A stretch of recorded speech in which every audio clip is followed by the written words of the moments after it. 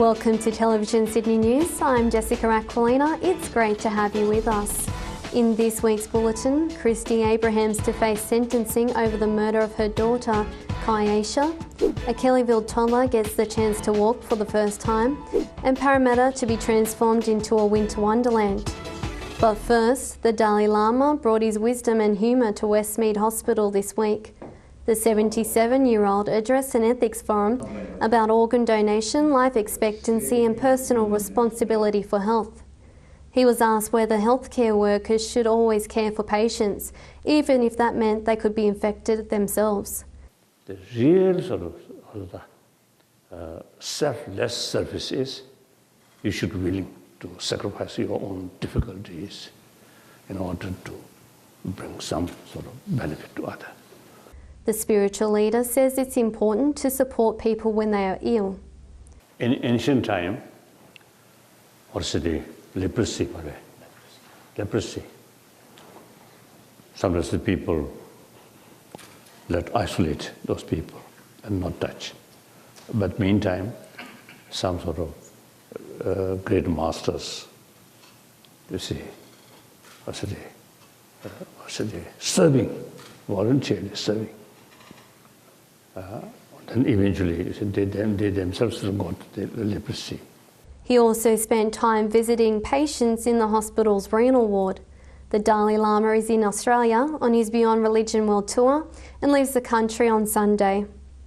Christy M. Abrahams will face a sentencing hearing later this month after pleading guilty to the murder of her daughter in 2010. 6-year-old Kyesha Whippet's remains were found in bushland at Shelby in 2011, a year after she went missing from her Mount Druitt home. Abrahams entered the guilty plea at the start of her murder trial proceedings in the New South Wales Supreme Court on Monday. Prosecutors had earlier refused to accept her plea of guilty to manslaughter. The federal government has finally agreed to pay for a growth hormone treatment that will give a Kellyville toddler the chance to walk for the first time. Eva Pym's mother, Catherine, broke down at the news, saying her daughter is only able to move around by shuffling on her bottom. Eva has a chromosome condition known as 6q2325 deletion and is believed to be the only person in the world with the condition. She sees 14 specialists for heart, sleeping and developmental problems. The growth hormone medication Eva needs costs $10,000 each year. A $45 million marina proposed for Moorebank promises to boost tourism on the Georges River. If approved, the development application by Benedict Industries will mean the construction of a marina with more than 400 berths, a function centre, kiosk and club facilities. To be built on Newbridge Road, the marina's developers aims to improve the amenity on the Georges River waterways. The New South Wales Government committed $111 million to the Westconnex motorway in this week's state budget. The funding is for the initial sections of the 33-kilometre motorway, which will link Western and South West Sydney to the Sydney Airport and Port Botany precinct. The government has committed $1.8 billion to the Westconnex motorway over the next 4 years. Private funding will be sought for the next phase of construction, which is expected to take about 10 years and cost up to $13 billion. Scouts Australia New South Wales wants to sell 5.6 hectares of pristine bushland at Bundeena, despite a residents group wanting to buy it for conservation.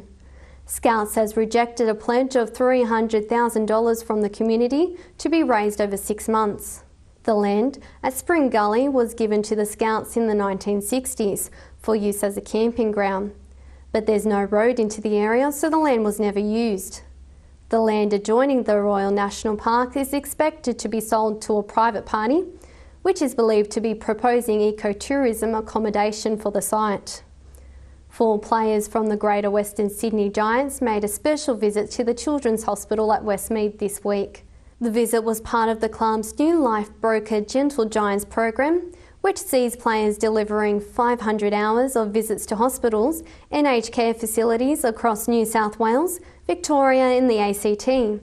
Giants co-captain Callum Ward, along with teammates John Giles, Adam Trelaw and Lockie Plowman, spent time handing out colouring books and signing footballs as well as chatting to the children. So the aim of the Life Broker Gentle Giants program is just so we can go out to all the sick kids, all the different Auskid clinics, different schools around the area, just to try and get the brand of AFL out there. Ward says he and his teammates enjoy the opportunity to interact with younger members of the community. Put a smile on the kids' faces, just make their day in a small way. It's something small for us to do, but to them it's a huge thing. A plan to build the state's best sporting and community facilities on track for Penrith, with the federal government agreeing to chip in $12 million towards the project. Work has already started on the $53 million centre behind the Penrith Panthers Club and is expected to open mid-2016.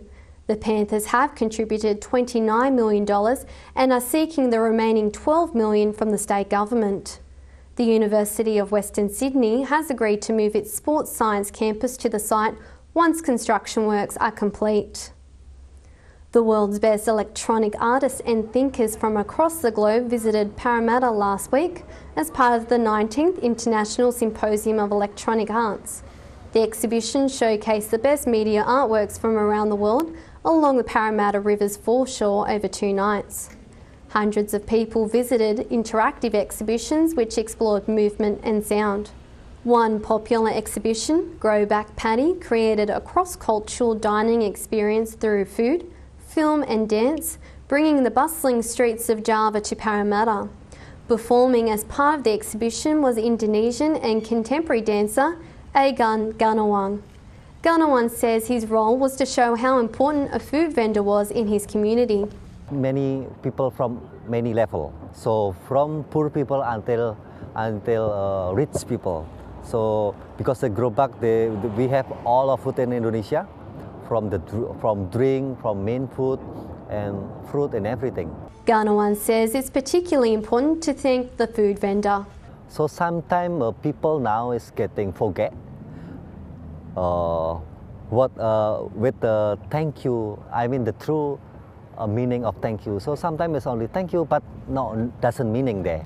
So I just want to remind the people how important to thank you with the food. A team of 45 emerging Western Sydney filmmakers have come together to produce a comedy web series on Parramatta. The group is filming a 7-part web series as part of Screen Transfusions, a program run by the Information and Cultural Exchange's Screen Culture. The comedy series will follow the story of a Parramatta postman who becomes redundant from his long-term job. Rushan Disanayaki is one of the writers and directors working on the series.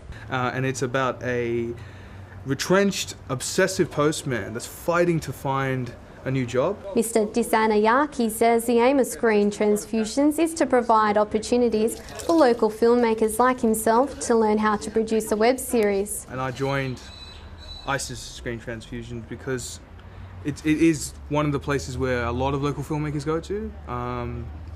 We learn a lot from there, and when they start in the transfusions, they always put up on their site what's going on, are you going to be a part of it? And you got to join up. So I joined up because I want to further my skills, become the best I can be. This series will be available to watch online later this year. A Bonnyrigg resident who tipped the scales at 374 kilograms is now half the man he used to be. Stephen Parrish has shed 177 kilograms in 2 years, more than half his old weight.